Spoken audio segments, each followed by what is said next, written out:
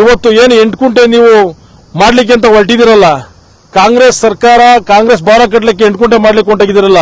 ಇದೇ ಹಿಂದೆ ಒಕ್ಕಲಿಗರ ಸಮುದಾಯ ಭವನಕ್ಕೆ ಒಕ್ಕಲಿಗರು ಬಹಳ ನಾನು ಶಾಸಕರು ಮಾಡ್ಕೊಟ್ಬಿಟ್ರು ಅಂತೇಳಿ ಇಡೀ ತಾಲೂಕಿಗೆಲ್ಲ ಟಮ್ ಮಾಡೋರಲ್ಲ, ಯಾವ ಜಾಗ ಮಾಡ್ಕೊಟ್ರಿ? ಅವತ್ತು ನಿಮ್ಗೆ ಅದೇ ರೀತಿಯ ನೈತಿಕತೆ ಇದ್ದು ಒಕ್ಕಲಿಗರ ಕ್ಷೇಮಾಭಿವೃದ್ಧಿ ಸಂಘಕ್ಕೆ ಅನುಕೂಲ ಮಾಡಬೇಕು ಅಂತಕ್ಕಂಥದ್ದು ಇದ್ದಿದ್ರೆ ನಮ್ಮ ಸತೀಶ್ ಅಣ್ಣ ಇಲ್ಲಿಯವರು ಇವತ್ತು ಯಾವುದೋ ನೀವು ತಾಂಡೋಗಿ ಸಿಎ ಜಾಗದಲ್ಲಿ ಖಾತೆ ಮಾಡಿಕೊಟ್ಟು ನಮ್ಮೆಲ್ಲರಿಗೂ ಕಣ್ಣಿಗೆ ಮಣ್ಣೆಚ್ಚಂತ ಕೆಲಸ ಮಾಡಿದ್ರಲ್ಲ, ನಿಮ್ಗೆ ಅವತ್ತು ಕೂಡ ಮಾಡಬೇಕು ಅನ್ನಂಗಿದ್ರೆ ಕಾಂಗ್ರೆಸ್ ಭವನಕ್ಕೆ ಅಧಿಕಾರ ಮಾಡ್ಲಿಕ್ಕೋಸ್ಕರ ನೀವು ಮಾಡಕ್ ಹೊಟ್ರಿ. ಅದೇ ಒಕ್ಕಲಿಗ ಜಾಗ ಕೊಡಿ, ಎಲ್ಲಾ ಸಮುದಾಯದ ಮುಖಂಡರುಗಳು ಕೂಡ ಮಾಡ್ಕೊಡಿ, ನಮ್ದು ಅಭ್ಯಂತರ ಇಲ್ಲ. ತಾಲೂಕಲ್ಲಿರ್ತಕ್ಕಂಥ ಎಲ್ಲಾ ದಲಿತ ಸಮುದಾಯರಿಗೆ, ಲಿಂಗಾಯತ ಸಮುದಾಯ, ಕುರುಬ ಸಮುದಾಯರಿಗೆ, ಎಲ್ಲಾ ಸಮುದಾಯರು ಕೊಡಿ. ಬಟ್ ನೀವು ಮಾಡ್ತಾ ಇರೋದೇನು, ಒಕ್ಕಲಿಗರ ಸಂಘದ ಸದಸ್ಯಗಳ ಕಣ್ಣಿಗೆ ಮಣ್ಣೆರ್ಚಕ್ಕೆ ಸಿಎ ಜಾಗ ಬರ್ಕೊಟ್ರಿ. ಇವತ್ತು 8 ಕುಂಟೆ ಜಾಗ ಬರ್ಸ್ಕೊಂಡಿರೋ ಸುಮಾರು 5 ರಿಂದ 6 ಕೋಟಿ ಜಾಗನ ನೋಡೋಣ ಶಾಸಕರೇ, ನೋಡೋಣ ನೀವು ಯಾವ ಆಧಾರದ ಮೇಲೆ, ಯಾರ ಆದೇಶದ ಮೇಲೆ, ಯಾರ ಕೈಲಿ ಖಾತೆ ಮಾಡಿಸಿದ್ರ ಅಂತ ಕೇಳಿ ಅದೇ ಖಾತೆನ ನಾವು ಕ್ಯಾನ್ಸಲೇಷನ್ ಮಾಡಿಸಲಿಲ್ಲ ಅಂದ್ರೆ ನಾವು ಭಾರತೀಯ ಜನತಾ ಪಾರ್ಟಿ ಕಾರ್ಯಕರ್ತರೇ ಅಲ್ಲ.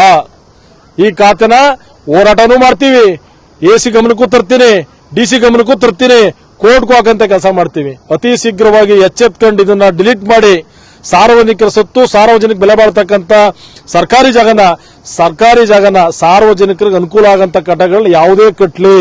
ತಾಲೂಕಲ್ಲಿ ಸರಿಯಾದ ವಿಧಾನಸೌಧ ಇಲ್ಲ, ನಮ್ದು ಮಿನಿ ವಿಧಾನಸೌಧ ಇಲ್ಲ, ಸಬ್ರಿಜಿಸ್ಟರ್ ಆಫೀಸ್ ಇಲ್ಲ, ಹಿಂದೂ ಸಮಾಜ ಕಲ್ಯಾಣಕ್ಕೆ ಕರೆಕ್ಟಾಗಿ ಕಟ್ಟಕ್ಕೆ ಒಂದು ಜಾಗ ಇಲ್ಲ, ನಗರಸಭೆಗೆ ಹೊಸದಾಗಿ ಕಟ್ಟಲಿಕ್ಕೆ ಒಂದು ಜಾಗ ಇಲ್ಲ.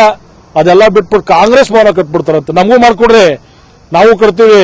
ನಿಮ್ಗೆ ಕೊಡಬೇಕು, ದಾನ ಮಾಡಬೇಕು ಅನ್ನೋದಿದ್ರೆ ಕಾಂಗ್ರೆಸ್ ಭವನಕ್ಕೆ ಕೋಟ್ಯಾಂತರ ರೂಪಾಯಿ ಹಣ ಮೀಸಲಿಟ್ಟು ನಿಮ್ ಸ್ವಂತ ದುಡ್ಡಲ್ಲಿ ಮಾಡಿಸ್ಬೇಕು, ಇಲ್ಲ ನಿಮ್ ಕಾರ್ಯಕರ್ತರ ಕಡೆಯಿಂದ ಚಂದಾಯಿತು ಮಾಡಿಸ್ಬೇಕು. ನಮ್ಮ ಜಾಗನ, ಸರ್ಕಾರಿ ಜಾಗನ ಯಾವ ಬೇರೆ ಮೇಲೆ ಮಾಡಿದ್ರಿ ನೀವು? ಯಾರು ನಿಮ್ಗೆ ಆದೇಶ ಕೊಟ್ಟವರು? ನಿಮ್ ಮಿನಿಸ್ಟರ್ ಕೊಟ್ಟವ್ರ ಅಥವಾ ಡಿ.ಕೆ. ಶಿವಕುಮಾರ್ ಅವ್ರಿಗೆ ಮುಖ್ಯಮಂತ್ರಿ ಆಗಿದ್ದ ನೀವು ಕೊಟ್ಟಿರ್ತಕ್ಕಂಥ ಗಿಫ್ಟ್ ಇದು? ಇದನ್ನ ವಿಧಾನಸಭೆ ವಿರೋಧ ಪಕ್ಷ ನಾಯಕರಾದ ಅಶೋಕ್ ಅಣ್ಣರ ಗಮನಕ್ಕೂ ತರಲಿಕ್ಕೆ ಬಯಸ್ತೀನಿ, ನಮ್ಮ ರಾಜ್ಯಾಧ್ಯಕ್ಷರಾದ ವಿಜಯನಗರ ಗಮನಕ್ಕೂ ತರಲಿಕ್ಕೆ ಬಯಸ್ತೀನಿ. ವಿಧಾನಸೌಧದಲ್ಲಿ ಇದನ್ನ ಕೋಲಾಹಲ ಮಾಡಿಸ್ತೀನಿ.